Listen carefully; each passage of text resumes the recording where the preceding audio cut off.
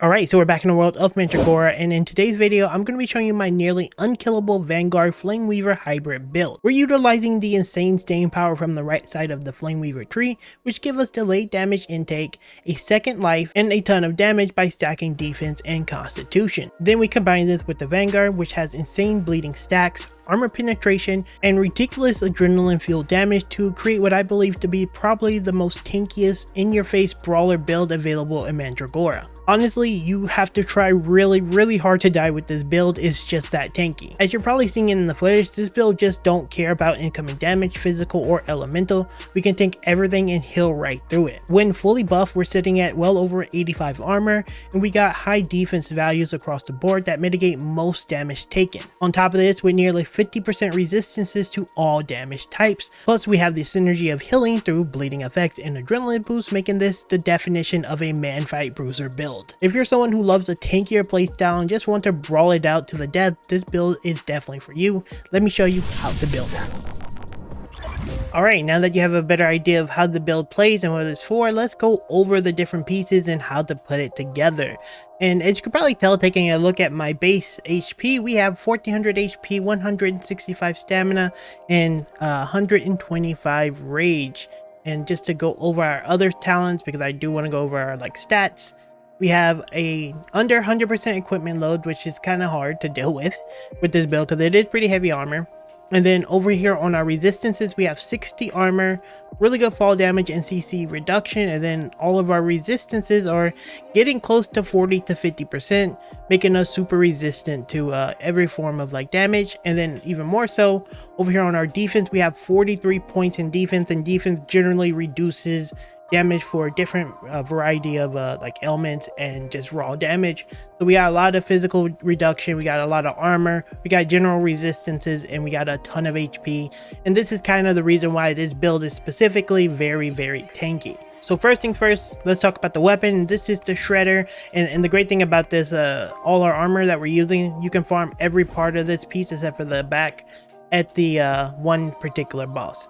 So the Shredder, let's start with that, is a two-handed greatsword that has S scaling and strength, and this is kind of why I really want to use this weapon, because it's really good at just dealing raw damage. Super high scaling, really good damage overall, a very great weapon. Now the item that we have in it is called a Rune of Ferocity. You can't look at it outside of coming to the arcane guy.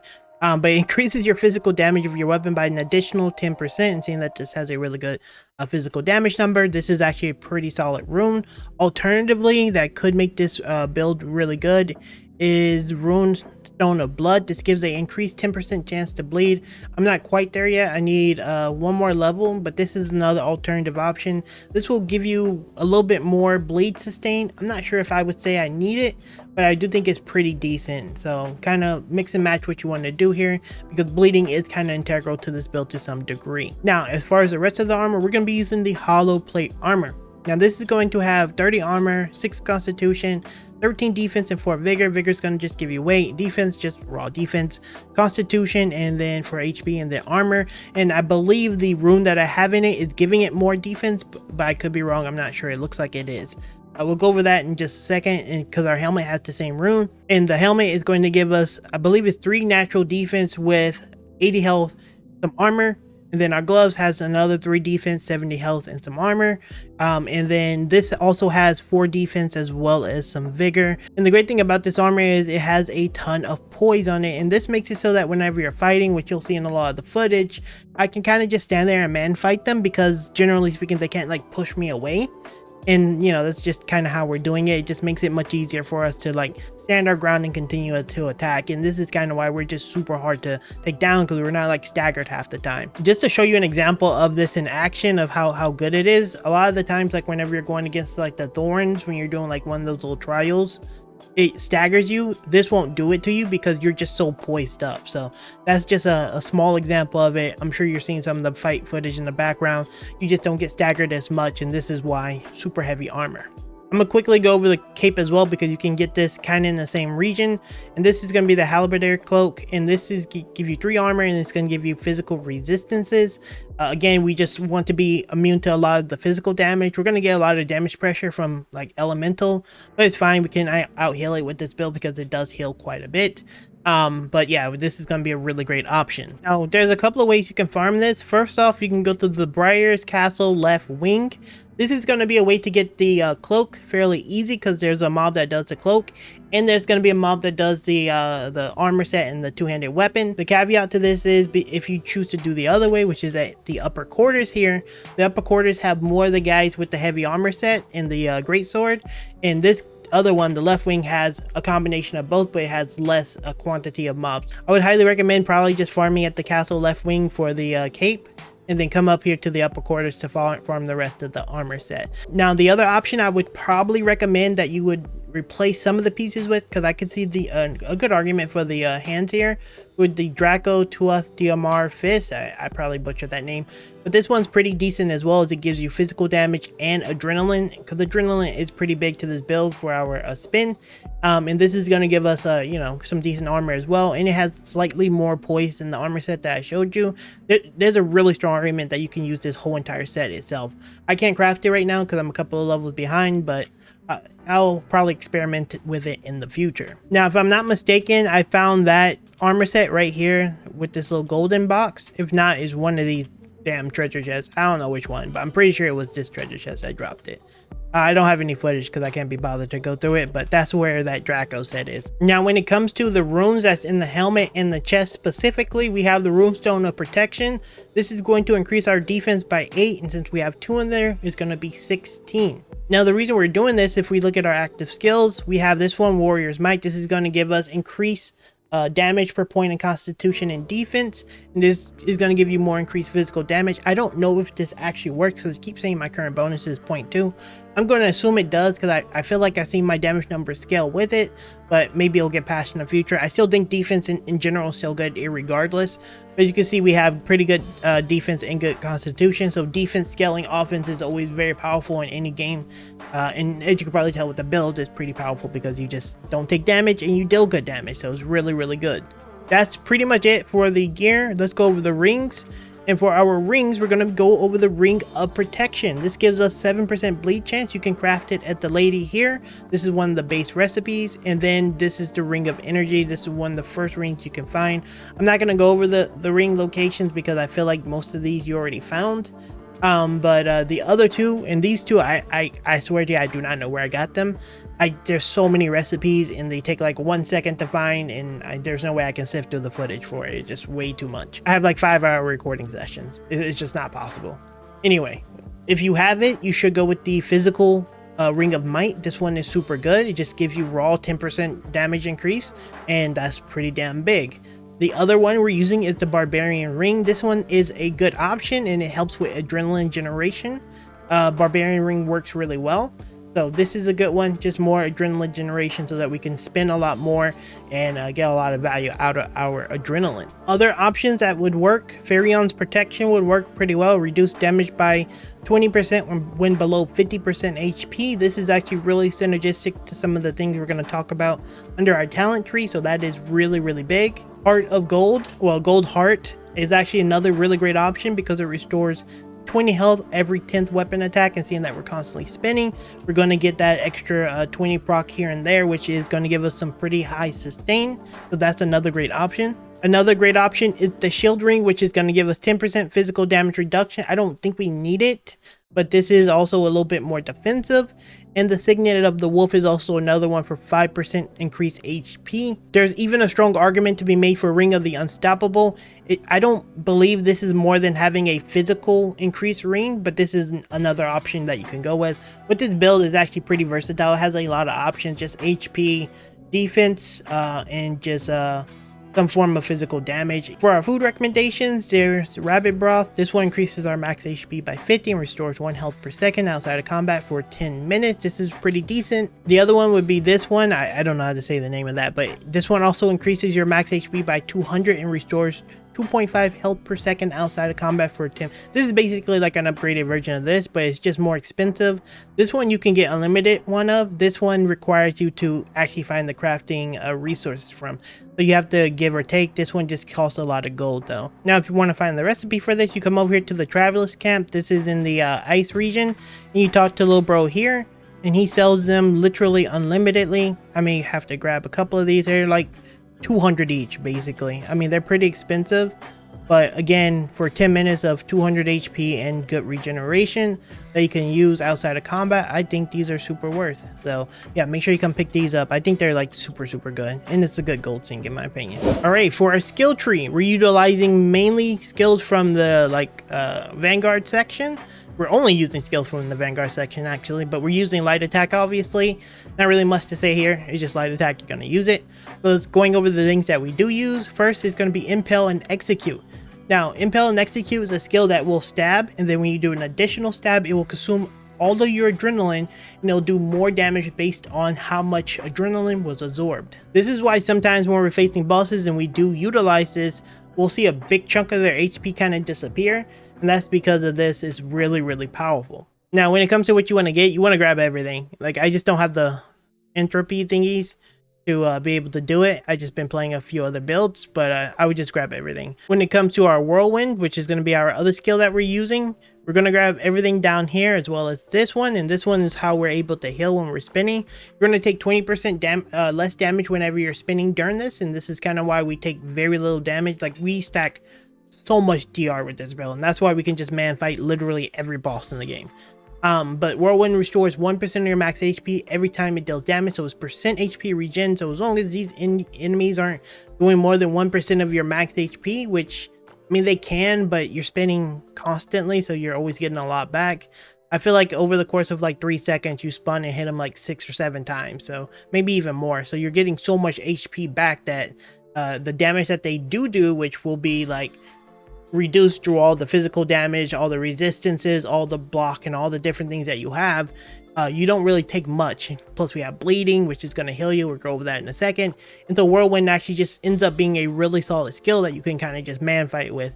So it's really nice. I guess the hardest part of this build is determining when you use Impale and Execute and use Whirlwind. I think when you have the moments where you're like able to fully well on them and they're like staggered or whatever, you can use your Impale and just kind of like get a lot of damage out since they won't be hitting you back. But I think whenever you're like regularly fighting, you can just use your adrenaline for Whirlwind to just kind of sustain you, get your bleed procs up, and then you can just man fight that way. That's how I would personally use it, because I feel like that's the best way to fight enemies right now. In terms of our talent tree, let's go over that now. So we made some minor changes from the last time we made a build. So let's go over it. So we have Fire Mastery, of course. We went over here and grabbed Constitution, Endurance, and then here we grab 1 defense nodes. Early on, there's a good argument to be made for Vigor. I think if I had grabbed Vigor here, it would have been a lot better, because you do need a little bit of Vigor. As you can see here, our weight is super high. And so, you know, we really want to stay under 100 so we're not fat rolling. That's really annoying to do. We have Constitution, Vigor, we grab Constitution again, and then we get Burning Blood. For those who are not aware of how Burning Blood works, whenever you take a hit, that hit is delivered to you over the course of 5 seconds, and if you are attacking during those time, you will heal a portion of it. If that makes sense, it reduces the pending damage that comes after. In that we're constantly spinning and we're dealing damage, a lot of times we actually don't even take damage for the hit, and that's kind of why it works. So this is really big, and I think this is one of the best nodes on the entire like tree. It's really broken in my opinion. Over here we have Constitution, we have Defense, and then we have Vitality node with Constitution. I didn't notice this in any of my videos before, but there's actually a little branching thing here. It's hard to tell, but every single one of these trees are actually connected. So as you see here, it has a branch, and this will branch over to this tree. So not something that was explained pretty well in this game, but yeah, we kind of figured that out through one of the viewers. Shout out to you for pointing that out. But we're going to finish the tree first, and we'll go over there. We're going to grab Defense. We're going to grab Constitution. There's very strong argument to be made for Fury here. Because our spin procs this, you can do it. I just didn't feel like I wanted to waste 3 more points for something that, I mean, it's okay, but I don't feel like it's that important compared to other things, if that makes sense. But yeah, we got Constitution, we grab Defense, and then we get Warrior's Might. I really hope this is working. If it did, we're going to get so much physical damage from it. If it doesn't, then it's kind of wasted, but I do think it's a good talent in itself. Either way, it just gives us more physical damage when we have Constitution and Defense. It's in that most of the stuff here is just straight up Constitution, Vigor, and Defense. That's what we're going to do, and we're stacking Defense, as you can see here on the left side. So we got a pretty good amount. Over here we grab Constitution, more Strength. We grab Constitution again. This node we took Strength for it. we grab defense as well as more endurance for stamina. And then we have Phoenix. What Phoenix does is you have a 5-minute cooldown on this, but whenever you die, you literally come back with 50% HP and you do a 476 damage burst of damage and AoE. It's fire damage based. We don't care about the fire damage, we just care about staying alive. And this gives us an additional life. It's really broken. I think it's super good. And for a 5-minute cooldown, I think it's really great. I expected it to be 10 minutes, honestly. It's that good. Let's go over there to the Vanguard tree. And as you can probably see, we went from over here to here, and we came up this way. And that saved us a few points, but we still ended up grabbing stuff down here anyway. So that's kind of why I was saying, like, it doesn't matter too much how you play it, but I think you may save a few more points if you come from the Vanguard way, but I'm not 100% sure. Just counting, I'm pretty sure you save about 2 points from going from the Vanguard. So yeah, you would be a little bit more effective if you start as a Vanguard, but I don't think it's that big of a deal, honestly. Anyway, let's go over the talents. We grab offensive for strength, more endurance. Grab strength here, and then we grab composure. This increases your maximum adrenaline by 25, and then your adrenaline decays 50% slower. The decay is whatever, but having 25% more adrenaline is just super good for your execute, seeing that you'll get more damage from it, and then you'll make your spin a little bit more valuable. So pretty decent. We grab vigor, grab the strength. I got this last of everything here, so I actually clicked this point here and then grabbed all this here first, and this was the last thing I got. I think it's okay. I don't know if I would, honestly, I don't know if it's worth it. There's a good argument you can take these 3 off, use it somewhere else, like to path towards this a little bit easier. I just think it helped me a little bit, but honestly, I don't love this point. But going over how I went, after I grabbed this one, went down here and I went and grabbed the deep wounds. This gave us 5% more chance to bleed, and it lasts 3 seconds longer your bleed, so that's really good. We made our way over here to the right and grabbed veteran, and this is just going to give you, over the course of time, it's going to give you up to 10% extra HP.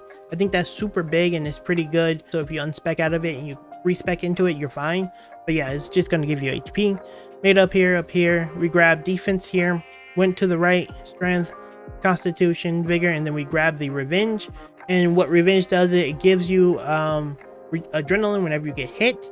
If you have a shield or you parry, you'll get more damage on your next attack. That's not really relevant to this build, but it is pretty decent adrenaline sustain, because we don't mind getting hit, and that's, I guess, what makes the build stand out. We don't mind getting hit. We want to get hit. We want to trade. This is like a man fighting build, and I really like that that we can man fight with it. It's really good. We grab vigor, we grab more endurance, we grab 2 points in vigor here because we really need the vigor. That's why I was saying over here on this tree, when we were on this side, that this could have been vigor instead of defense. I think that's really decent for it, so that it'd be a little bit easier if you're starting from that side. Over here we grab endurance, and then we have enhanced endurance, and it just give us some stamina and stamina regeneration. I think it's pretty solid overall.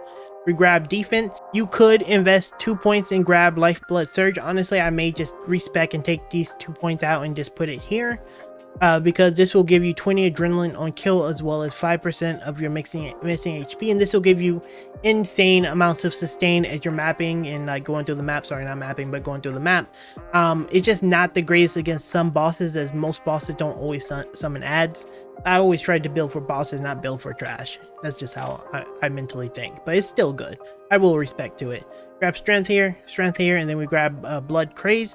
And you will restore 6 health every time your bleed effects deal damage. And seeing that we have a 1 in 7 chance to bleed, and we have spin and things like that, we get a little bit of extra residual bleeding. As I was saying earlier, you could in theory grab some bleed on your weapon to make this a little bit more reliable, but I felt like I bleed pretty well. Coming up over here, we grab the constitution, more constitution, vigor, defense. We grab strength, and then we grab armor breaker. And what armor breaker does is actually really nice. It has a % chance to break armor of the enemies based on their maximum armor. So low armor targets won't get as much benefit, and as you could probably tell with the higher armor targets and some of the footage throughout this video, this will break them. So like the knights, for example, when I'm spinning on them, they break constantly because they're very heavy armor. And when you face off against mages, for example, it very lowly breaks. It's not very common because this is for those tankier enemies basically. And then the fragments will drop on the ground, and then you can pick up the fragments, and every time you pick it up you'll get more armor for yourself. So the armor you see here with 60 actually can be up to 85 armor for us, making us even more tankier versus tankier mobs. So the tankier they are, the more we get out of them, and this will permanently reduce their armor through the fight, meaning you're going to eventually hit harder and harder and harder and harder as you fight those more armored enemies. So it's actually really good. Yeah, when you take a hit you will lose some stacks though, but who cares? Like up here we grab Constitution, up here we grab Iron Will. You take 30% less damage when you're lower your HP, and again, lower HP doesn't matter to us because we just man fight constantly and we just take less damage. It's really big. Grab some defense, grab some health, and then we grab the coup de grace. And coup de grace is just going to give you more damage the lower their health is. Pretty much that's it for the build. It's pretty straightforward. You're tanky, you deal a lot of damage. You can man fight everything in the game. I haven't felt like there's been a boss since I put this build together that really can man fight me. Most of the footage probably won't be with the healing stuff, and it probably won't be with the blood crate stuff, because I just got it a little bit like around level like 64 63 ish. But with the build all put together, like every boss I fought so far, I just stand in their face and don't care. So that was kind of the design, and I think I accomplished that really well with this build. Anyway guys, that's gonna be it for this one. Hopefully you liked the video. Down in the comments, let me know what you'd like to see next. I know some of you asked me to make a like mage build. I have a review coming up for the game, and then we'll probably do a mage build after that, and see what else we can do up until No Rest for the Wicked come out. But yeah, thank you guys for watching. Don't forget to leave me a like, as well as subscribe for more Mandragora and, you know, just variety content. I cover a lot of games you're going to be playing this year, so support the channel by subscribing. And yeah, I'll see you in the next one very soon.